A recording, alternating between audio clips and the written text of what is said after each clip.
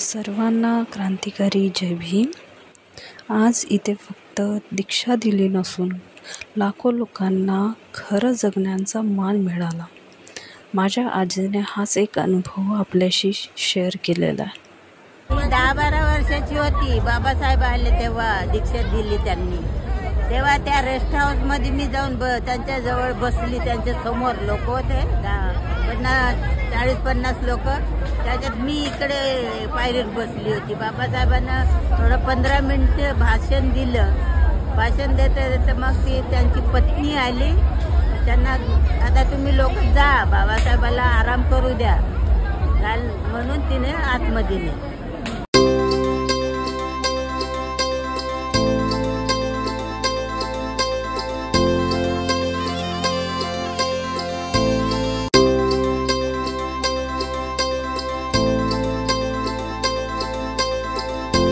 सोबतच विहारामध्ये भव्य मूर्तीचे दर्शन केले आणि शेवटी होल फॅमिलीने होममेड स्नॅक्स एन्जॉय करत हा दिवस साजरा केला. परत भेटूया. जय भीम.